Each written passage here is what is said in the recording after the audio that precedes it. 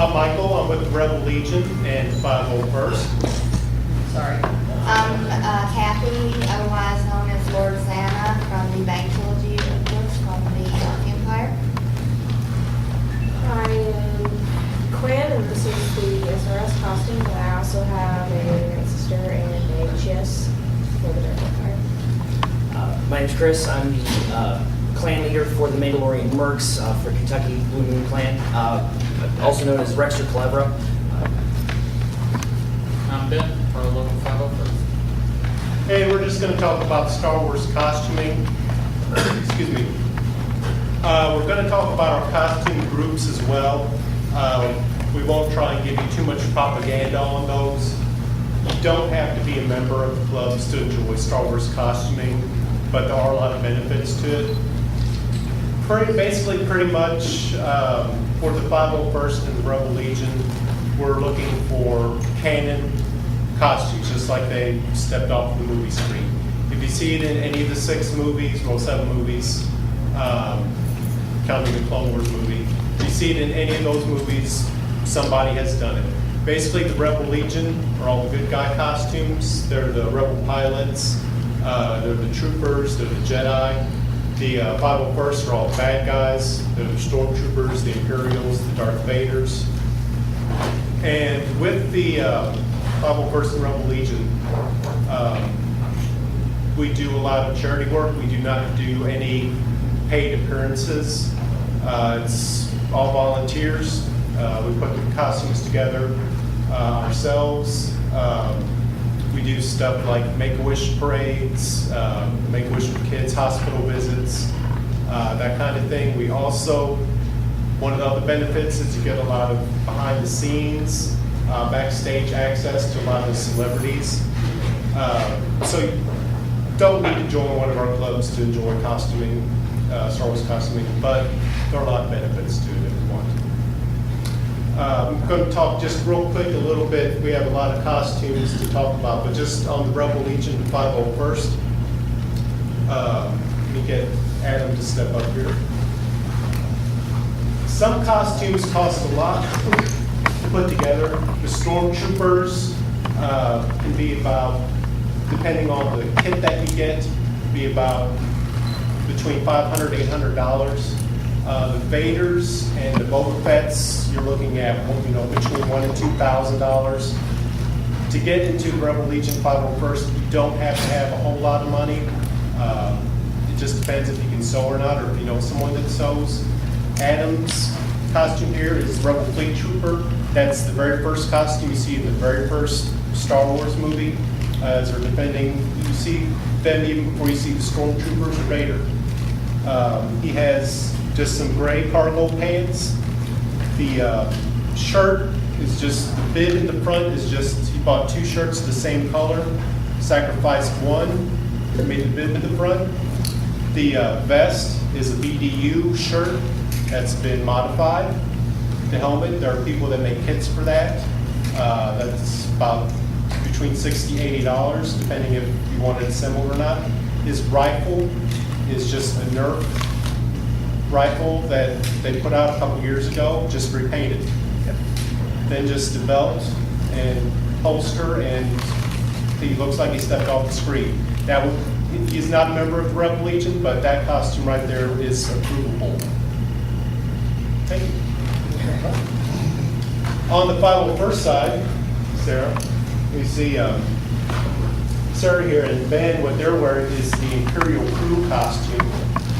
Again, if you can sew, you get it can do it a lot cheaper. I can't, so it took me about $200. I think Ben sewed his off of a pattern.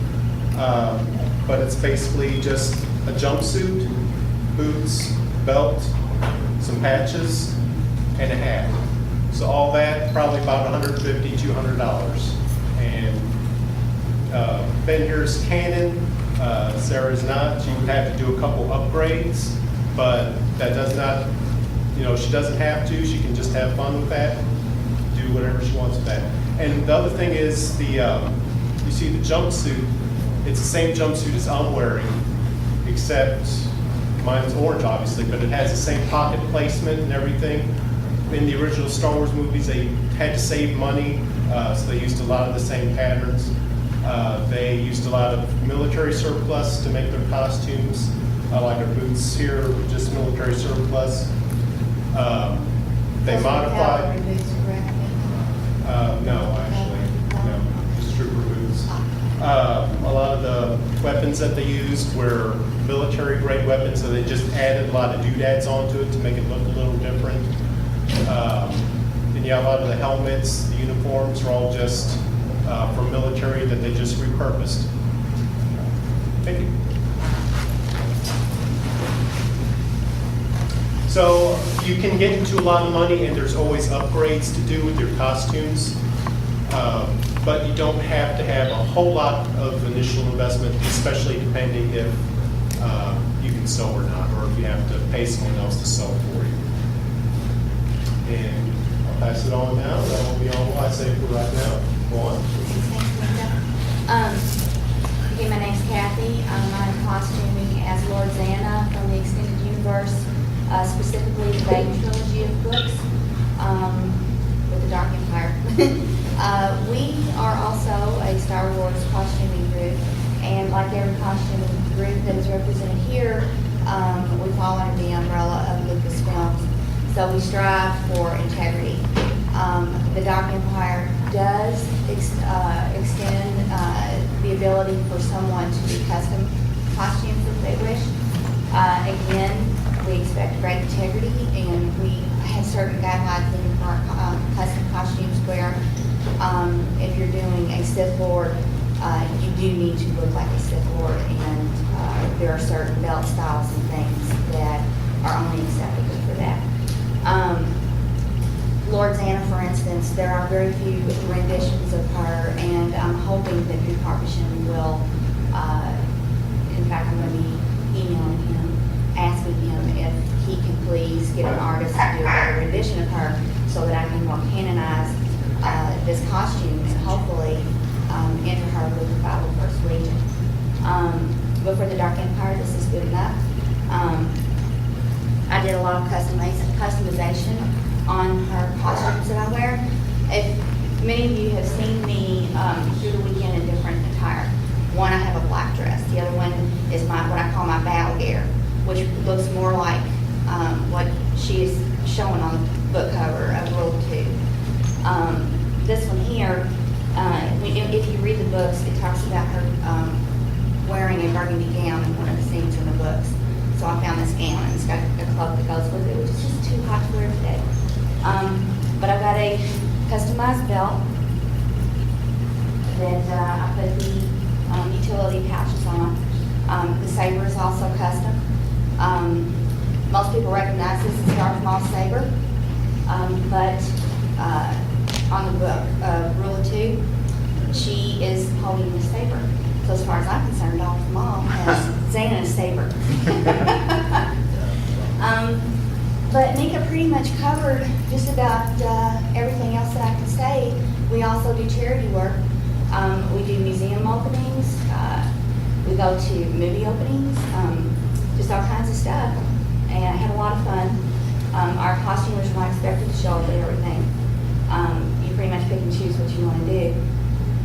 And that's about all I can say for now, I guess.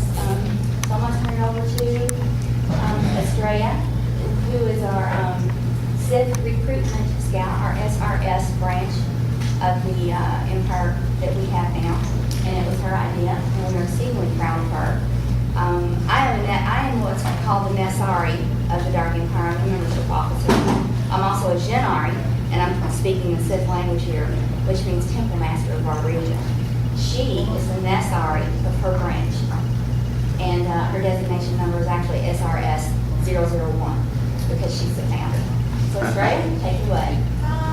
Well, this is the female version of the Sith Recruitment Scout costume, and it can get you into the Dark Empire, but with a different designation number than what the Dark Empire has. But it is an approved costume, and there is a male version. But this costume was more for fun because, you know, when you're a Sith costumer, you walk around in a lot of heavy-handed, carrying a lightsaber, wearing leather and chains. And you don't want to wear that every day you go to a con. It gets heavy, it gets hot, especially when you do face makeup like I do usually.